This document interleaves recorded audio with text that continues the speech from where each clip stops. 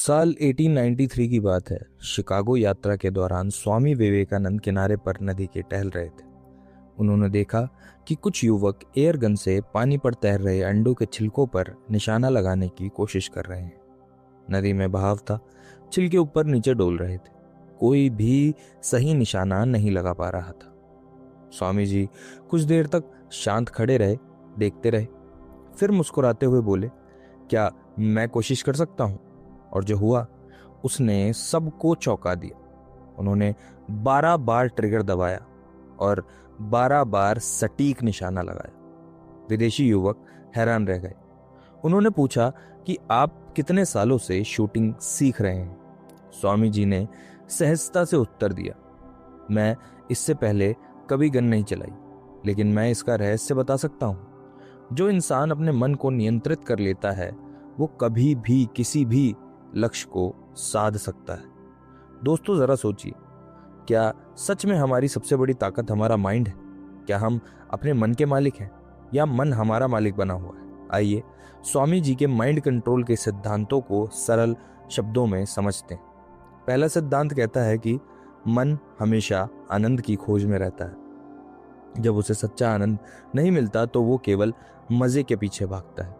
जब तक हमें लगता रहेगा कि बाहर की चीजों में ही खुशी है, तब तक मन को नियंत्रित करने की सच्ची इच्छा पैदा ही नहीं होगी, क्योंकि कोई भी खुशी से दूर नहीं जाना चाहता। लेकिन असली प्रश्न है, खुशी कहाँ है? जहां मन शांत होता है वही सच्चा आनंद मिलता है। इसलिए अगर आप मन को जीतना चाहते हैं तो अपने काम, अपने लक्ष्य और अपने कर्तव्य में ही आनंद ढूंढना शुरू कीजिए, वरना माइंड कंट्रोल सिर्फ एक अच्छी बात बनकर रह जाएगी। दूसरा सिद्धांत है, माइंड कंट्रोल का मतलब मन को खाली कर देना नहीं, बल्कि मिस्ट्री पाना है। स्वामी जी कहते हैं कि मन को इतना शक्तिशाली बनाओ कि उसमें ऊंचे और ताकतवर विचार चले। जब भी कमजोर विचार आए उनमें भी शक्ति ढूंढने की आदत डालो। और कठिनाइयां हैं तो समाधान भी है। अगर समस्या है तो अवसर भी है। जैसे प्रोटॉन है तो इलेक्ट्रॉन है, वैसे ही हर चीज का संतुलन है। अपनी नजर हमेशा ताकत पर रखो, कमजोरी पर नहीं। तीसरा सिद्धांत है कि मन को कमजोर करने वाली दो मुख्य भावनाएं हैं, गिल्ट और कंप्लेंट, ग्लानि और शिकायत। मन की ऊर्जा को खा जाती हैं। स्वामी जी कहते हैं कि इसे तुरंत बाहर निकालें। जब भी गुस्सा या बुरे विचार परेशान करें तो खुद को याद दिलाओ कि मैं जैसा सोचता हूं वैसा बनता हूं। बार बार सकारात्मक स्मरण करने से नकारात्मक विचार कमजोर पड़ने लगते हैं। चौथा सिद्धांत है इमेजिनेशन का सही उपयोग।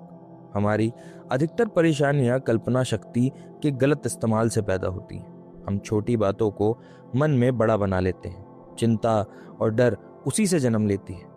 लेकिन अगर इसी कल्पना शक्ति का उपयोग हम अपने लक्ष्य को पूरा होते देखने में करें, अपने मन को शांत अनुभव करने में करें, तो चिंता और डाउट खुद ब खुद कम हो जाते हैं। क्या आपने कभी खुद को सफल होते हुए सच में महसूस किया भी है? पांचवा सिद्धांत है, शांत मन ही सच्चा प्रसन्न मन है, या शांत मन ही सच्चा प्रसन्न मन है। जीवन में किसी भी चीज को एक्सट्रीम में मत ले जाइए। बहुत अधिक सोना, बहुत अधिक आलस्य मन को भारी बना देता है। जरूरत से ज्यादा भाग दौड़ भी मन को बेचैन करती है। जरूरत से ज्यादा सोचना भी कंसंट्रेशन खत्म कर देता है। संतुलन माइंड कंट्रोल की कुंजी है। छठा सिद्धांत है, और छठा सिद्धांत साफ कहता है कि इस दुनिया में अगर आपको असली पावर चाहिए तो उससे बड़ा सुख कुछ नहीं है जितना कि स्वयं के मन पर नियंत्रण करने में है। जो अपने माइंड का स्वामी है वही परिस्थितियों का भी स्वामी बन सकता है।